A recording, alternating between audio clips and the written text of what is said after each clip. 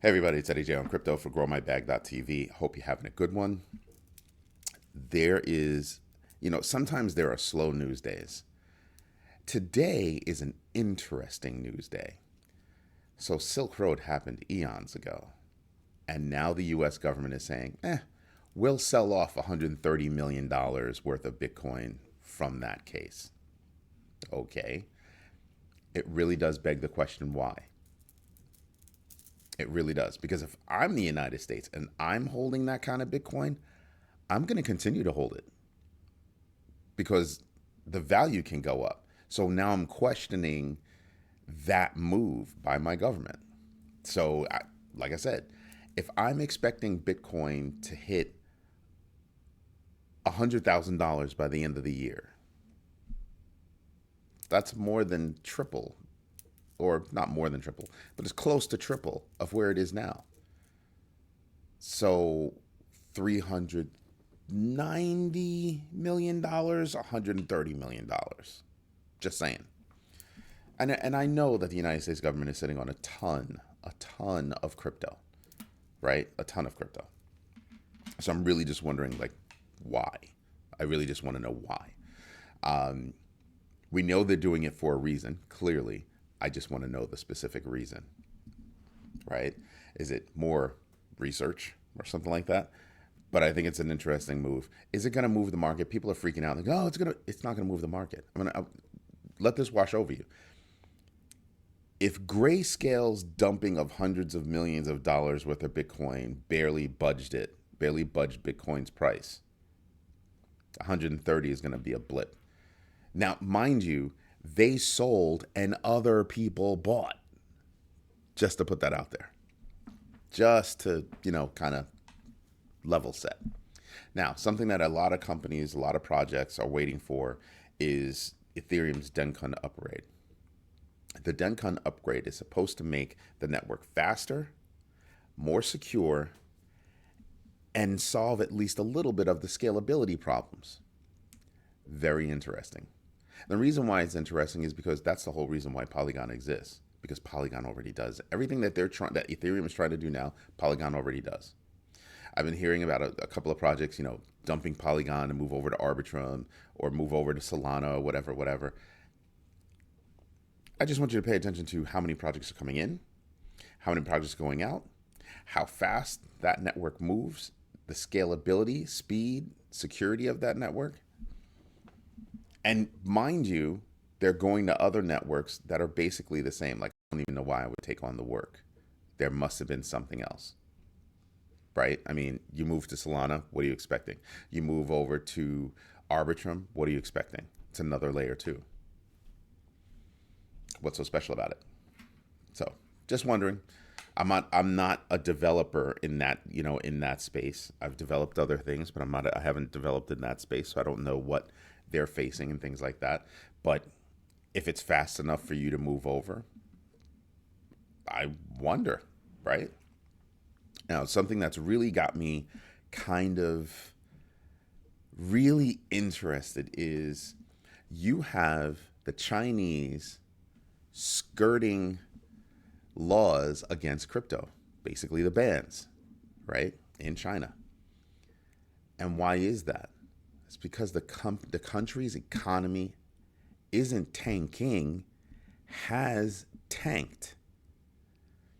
So Xi Jinping, he might be the man right now, but the country is so screwed up. It is kind of like a company. The country is so screwed up right now that he could be ousted. That's within reach. To get rid of him is within reach. Because they have not managed very important sectors carefully. They have not managed those sectors well at all. Which is why every time I hear about BRICS, I sit back and I just go, okay, right? Because who's there? China's in there, Russia's in there. Both economies are screwed. So I just sit back and I just kind of go, Like I said, I think that the biggest problem the United States has is not going to come from BRICS. I think it's going to come from crypto. I think the more they try to squeeze crypto, the more crypto is actually going to come out from between the fingers and grow. I was listening to an article where Marco Rubio is trying to tell the White House, "Hey, you gotta step up our relations with these countries. You know, everybody's moving over the BRICS." Hey, Marco, let's pay attention to who's moving over the BRICS, right? Take a look at the countries that are moving over the BRICS. Take a look at that, and and start to understand the reason why. Also, start to understand the idea that countries don't want to use some other country's fiat. They want to use their own. We should be planning on everybody wanting to use their own fiat, or everybody moving over to crypto. Because your stupid little CBDCs to control what we're doing with our money, yeah, that's not gonna work too well. Speaking of, this was supposed to happen later on, but I want to talk about it now, which is XRP. They've basically achieved the 80% necessary to implement a clawback feature. The validators have said, "Yep, we'll go for that." It's a flag that will enable developers to claw back crypto in certain situations. I understand. I get it. I'm not a fan, and I'm seriously questioning my I guess resolve to continue investing in XRP. They don't care because XRP isn't for retail customers, right? My boy Nick and I have an ongoing conversation about that. They are not interested in retail customers. They could care less. They want CBDCs to happen. They want stable coins like Circle to happen on their platform. They're not interested in you or me, right? That's not the game that they're playing. So in that regard, I'm kind of like, so all done? No. Reason why I'm sitting on the fence on whether or not I should continue to add to that bag or not, is because just because it's not for me per se, doesn't mean I shouldn't be involved and make money from it. See what I mean? So I'm still bouncing back and forth, but there are tons of other coins who's in my bag that I have to grow anyway. So I'm not really pressed to make a decision right now, but that is bouncing around in my head right now. Something else that I saw, Kraken is snatching executives from Coinbase. Now, some are going to look at that and say, well, they must have a deficiency. Highly possible. Highly possible. And or they're looking to mature their staff. Think about that. You've got people that are tried and true at one company, and now another company has snatched them up, and they're trying to shore up their business. I don't know that there's any reason why I would be upset by that. So people are saying, "Oh, they look at the executives that they hired. There could be problems with their exchange statements." And I'm sitting back and I'm going, probably not. Probably not major issues, but they do recognize that they need to mature. They're not a small little dinky company anymore. So need to mature. Simple. Very simple. Now you step back and you kind of go, that happens at banks all the time. It just happened. A whole desk from one bank found out that bank wanted to get out of the business. So that whole desk went over to another bank. The whole desk. And check this out. It wasn't the first time that this has happened in the banking industry. It won't be the last time. And here's what I found to be funny. It's not the first time that it's happened with the receiving bank. Things happen. You find people, you cherry pick them, you snatch them, and you keep it moving. That's what I'm talking about, right? So, again, I'm looking at Kraken. Do I use them? I've used them maybe once or twice. I have nothing against them. I just didn't have a use for them because they didn't have anything that one of my other exchanges that I was leveraging didn't have, right? And the other exchanges had an easier interface for me to learn, right? And speaking of learning, I really, really, really want to do a class. Somebody reached out to me and wanted me to do a class. It was a far more technical class. Like, how do I do this? How do I do that? And this isn't really a how-to. I'm like, my idea is not really a how-to. Not saying I'm not gonna think about doing how-to classes or explain, or explanatory classes, but I really want to. I really think that there are a lot of people that watch me that are just getting into crypto and don't understand everything. What's a DEX? What's a SEX? Not what is sex, what is a sex? Like centralized exchange. Get your mind out of the gutter, cut that out. But like all these different things, what does that mean? And how do I get involved? And how do I learn without too much exposure? I'm thinking about a class like that. So what kind of topics would you want to have? What is Bitcoin? What is Ethereum? What is blockchain? How can they be used? What's the scalability? What's a centralized exchange? What's a decentralized exchange? What are the differences? What is an exchange service, right? Like Changelly. Just different topics that you would want me to put into a 2-hour class. Now, here's something special. I also plan on issuing exams after the class. So you actually have to know stuff. And if you don't pass the exam, you're still going to have access to the recorded class and all the information on growmybag.tv. Just a thought. So let me know what you think. I really want to know about that. Now, Grayscale also got kicked down the road by the SEC. Yeah, we're not going to do that right now. To be expected, right?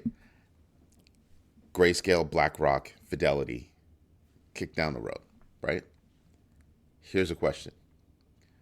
You take a breather from the Bitcoin spot ETFs, then you take a look at what's going on, for the Ethereum spot ETF applications, and you say to yourself, Hester Pierce could be right. She could very well be right. There's no reason to halt other than we're busy, which is why we're kicking the can down the road, busy with other dumb, lawsuits and cases and stuff like that. And that's why we're kicking the can down the road, which means that there's also no reason to have a delay. And I think it's easier to bring a case now, right? Because you take the first delay, you kind of go, it's kind of to be expected. The onslaught of things that are going on, they just don't have enough staff to handle it all, kind of get it. But if they delay again, they get to March and they delay again, I don't think anybody's waiting. I think we could see cases right there because everybody will be sitting there saying, why the delay? We already have the roadmap because we just went through it. So these applications are probably pretty spot on. What else are you looking for? A spot is a spot is a spot. So that's what I'm paying attention to. Then I heard about how JP Morgan had always thought there was going to be about $3 billion in outflows. And I'm reading that article. I'm sitting back and I'm going, they thought about it. They kind of knew where it was coming from and said, okay, yeah, so there's going to be a dip and then there'll be a rise. And not just, oh, it's going to happen and then there'll be a rise. They said, nope, there's going to be a dip, then there's going to be a rise. And then people are still talking about, Jamie Dimon and his negativity toward Bitcoin and other cryptos. I just sit back and I just kind of go, Jamie Dimon should shut up. I don't think it's right that a CEO of a major institution says one thing publicly, and then his company says something else publicly. That bothers me. That truly, truly bothers me. There's no reason why the little head and the big body are not in sync. They should not be at opposite ends. So I think Jamie Dimon should cut that crap out. He said he was not going to talk about Bitcoin anymore. I want to see if he actually holds to that because I'm tired of him talking one way and his company acting another. It's ridiculous now. Everybody's on to it. It's all done. Be done. Right? So those are things that I'm paying attention to. What we should do is get into the numbers real quick. Just bear with me.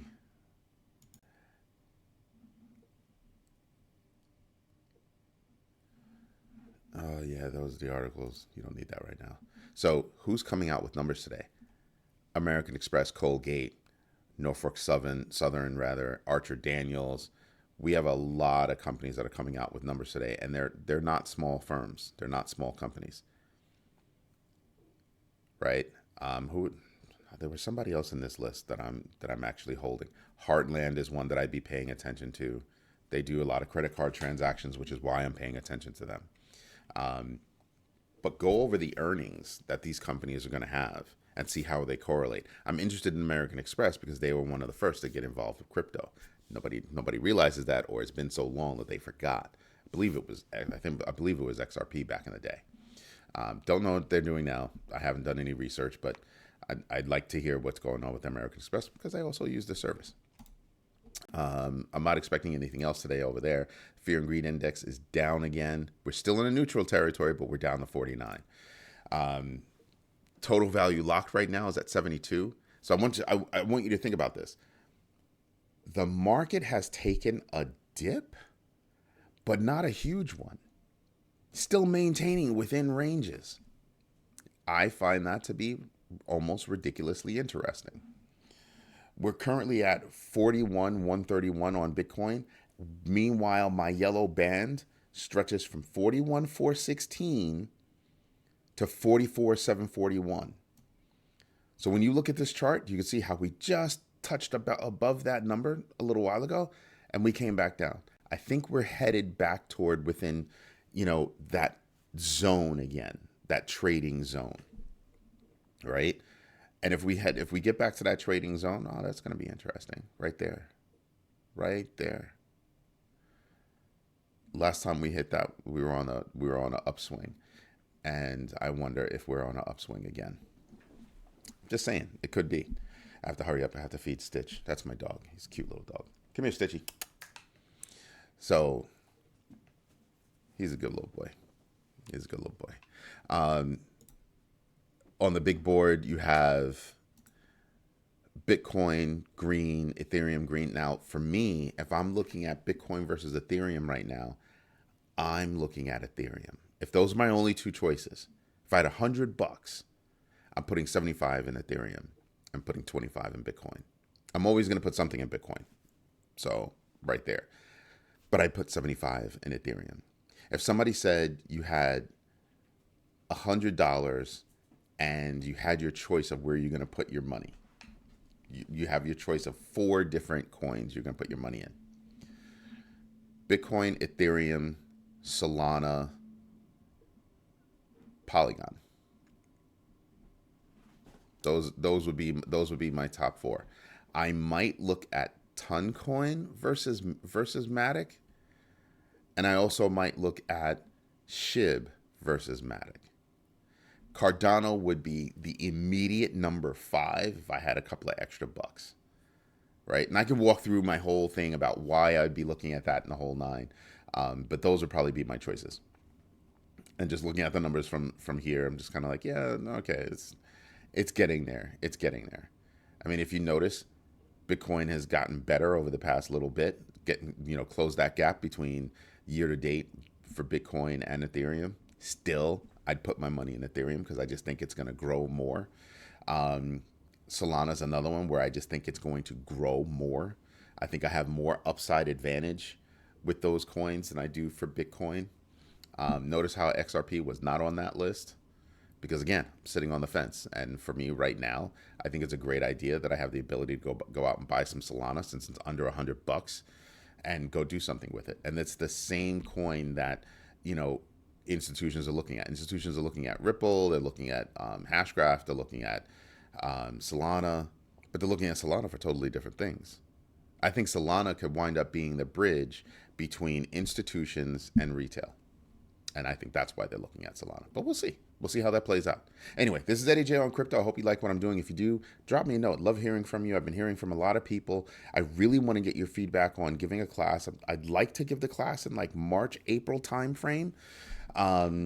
If we could do that, that would be awesome. Like I said, give a class in March, April timeframe and give it so that it takes you from beginner to a little bit past beginner so that you're ready for the next level, which might not, surprise, might not come from me. So we're working on things, but we'll see what happens. We're talking to a couple of people that actually have larger academies that specialize in this kind of thing, and maybe there's something that we could do about that. Anyway, this is Eddie J on Crypto for GrowMyBag.tv. Hope you have a good one. Have a good one. Bye bye.